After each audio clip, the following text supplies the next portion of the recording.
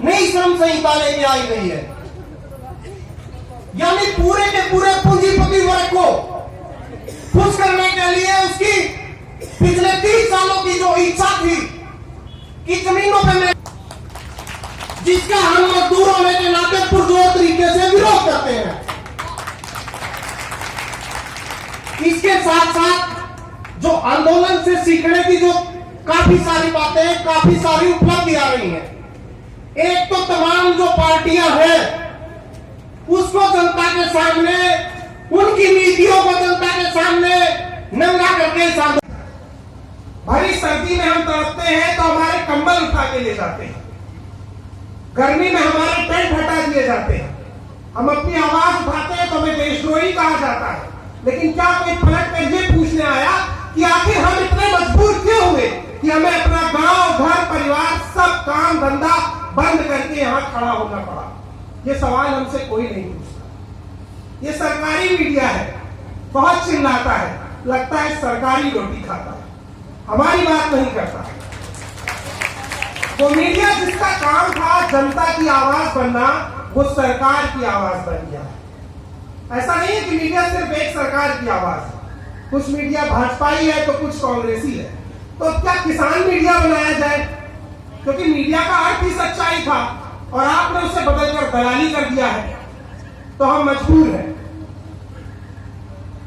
इसके आगे की बात यह है कि समाज में दो तरह का वर्ग हमेशा से रहा, जैसा इस मंच से भी कहा गया कि एक कमेरा, एक लुटेरा।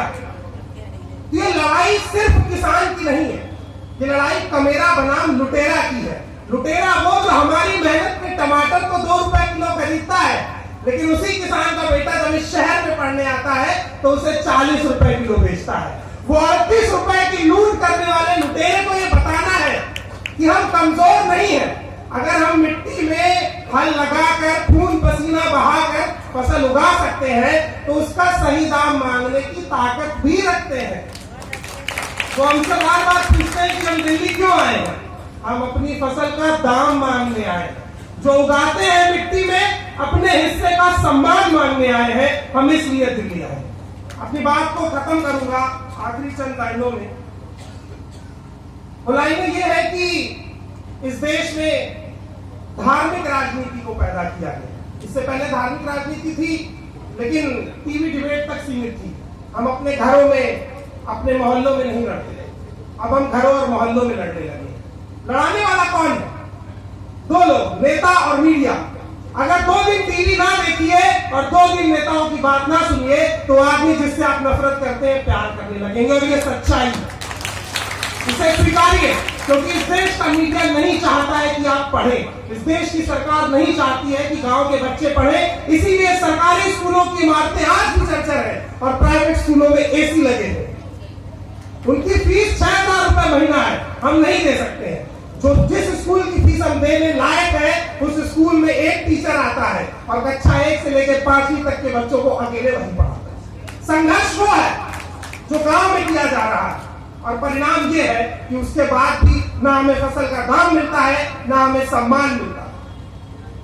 मीडिया के तमाम छात्रों से मेरा यही कहना है कि ट्विटर और फेसबुक पर बैठकर किसान आंदोलन का हैशटैग चलाने से बेहतर है कि अपने घर और स्मार्टफोन से निकलिए और इस जगह पर आकर अपनी आवाज बुलंद करिए, क्योंकि आपको यही पढ़ाया गया है कि आप जनता की आवाज है, आप सरकार की आवाज नहीं है। आपका काम है सरकार से सवाल करना, और अगर आप नहीं कर पा रहे हैं तो इस बात को स्वीकारिए कि आप नाकाम साबित हुए हैं। आप पत्रकारिता नहीं, आप दलाली कर रहे हैं। इस बात को स्वीकारिए, और अगर नहीं स्वीकार करते तो छोड़ दीजिए इस चीज को, क्योंकि किसान इतना पढ़ा लिखा है, इतना सक्षम है कि वो व्यापार भी कर सकता है और वो मीडिया भी चला सकता है। अरे जो किसान इस देश की 130 करोड़ की आबादी का पेट भर सकता है, वो क्या नहीं कर सकता?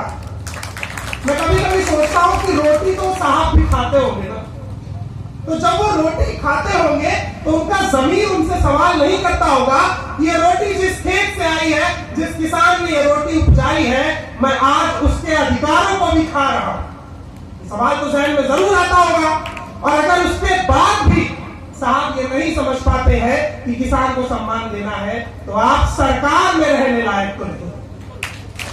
वो मोर से खेलते हैं, और इस देश का किसान खेतों में शेर, लकड़बग्घों और सांपों से खेलता है। तो आप मोल से खेलिए और सत्ता में बैठिए, लेकिन ये बात याद रखिए कि अगर आप हमें हमारे अधिकार नहीं दे पाए तो हमें लेना आता है। और अब बस बहुत हुआ।